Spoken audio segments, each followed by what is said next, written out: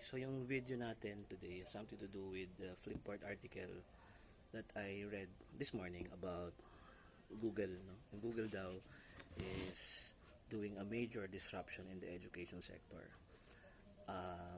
Well, itong disruption kasi, when you talk about disruption, pwede mo ito i-consider in both sides. No? Parang double-edged sword yan in a way. Kasi positive siya. Kasi talaga namang lahat ng mga major leap forward ng humanity ay nanggagaling sa isang major disruption, no? Steam engine, assembly line ni Ford, 'di ba? Computers, okay? Cars, eventually AI, no? Internet, lahat yan major disruption.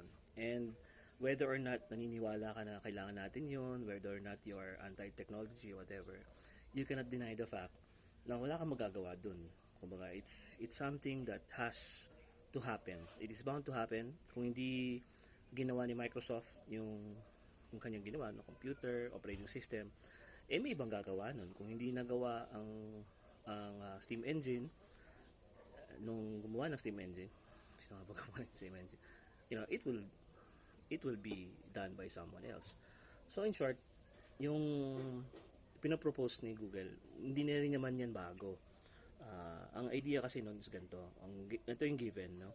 Sa US, at hindi lang sa US to, sa halos lahat ng bansa, ang college education has become so expensive that only a few Americans, only a few people is able to afford it. Okay, so ang sabi nila is at a fraction of college education fee, gagawa sila ng mga Google careers. Okay?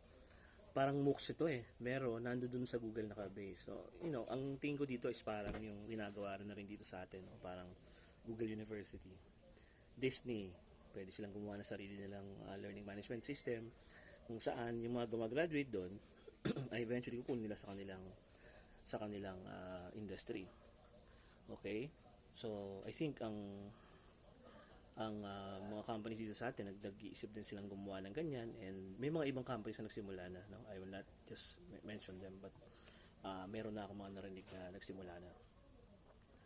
Ngayon, sa education, talagang matinding disruption yan.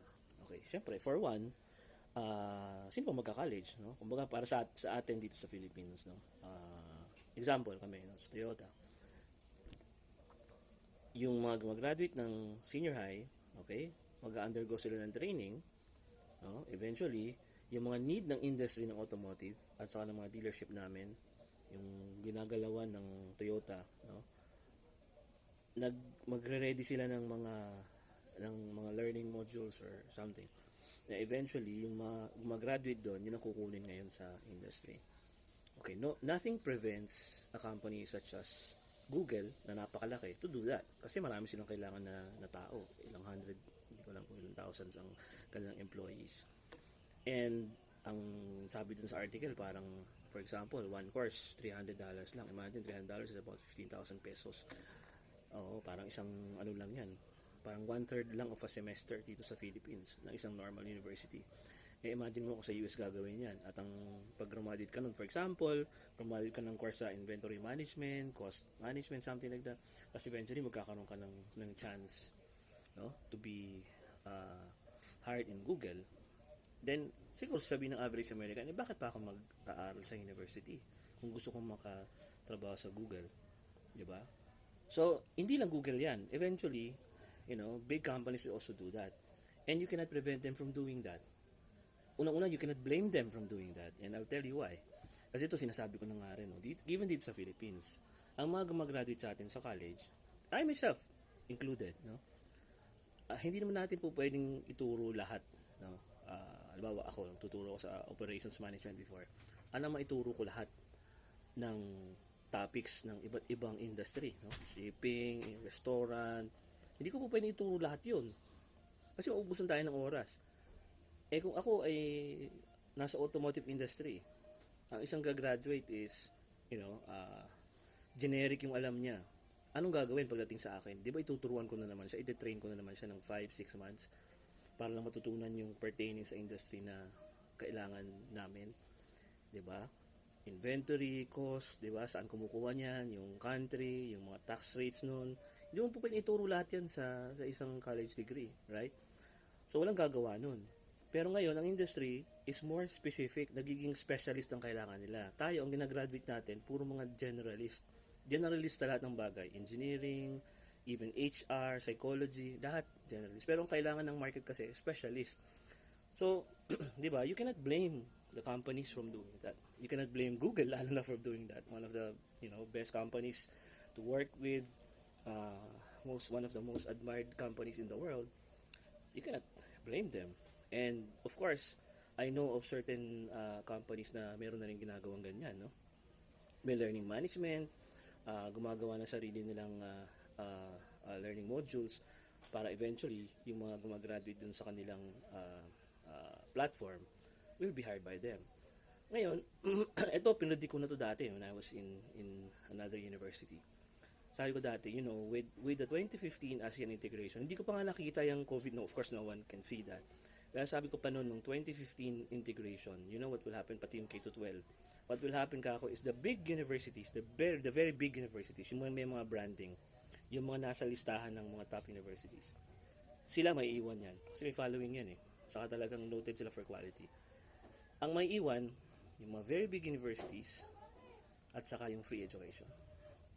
Yung nasa gitna, either they will be a great university or they will lower their cost.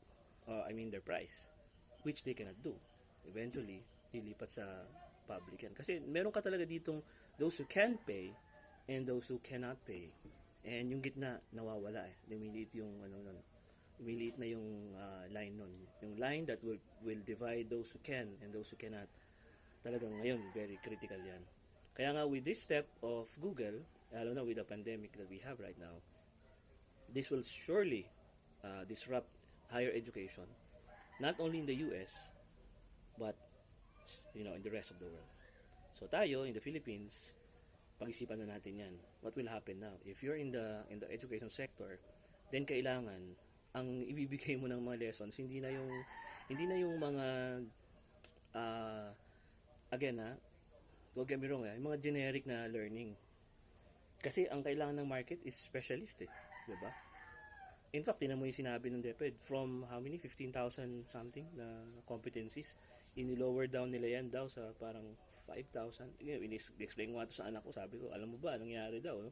Yung 15,000 na competencies, na-lower down daw yan ng DepEd to almost 5,000. I'm not sure with the numbers, but generally, ganun kababa yung nabawas. To which I told my daughter, then what have you been doing all these years? Teaching us 15,000 competencies wherein yung 5,000 pala yun lang ang critical. So meaning we have wasted 2/3 of our education sa mga bagay na hindi naman pala natin kailangan. Yung competencies pa lang yun ay hindi naman, you can do without. Kasi kitang-kita mo, kayang-kaya palang tanggalin eh with the kind of education we have right now, lalo sa COVID-19, pandemic. Kailangan i-review na natin yun. Sa ibang bansa may national curriculum, di ba? Alam na nila yung mga competencies. At grade 3 to dapat grade 6 kanyan. In UK, ganun. Grade 9, meron. Grade 12. Then eventually college. Wala tayo nun, yung ating competency framework no sa Philippines. Wala, kakainin tayo ng buhay ng ibang nation. Sila ready na sila eh.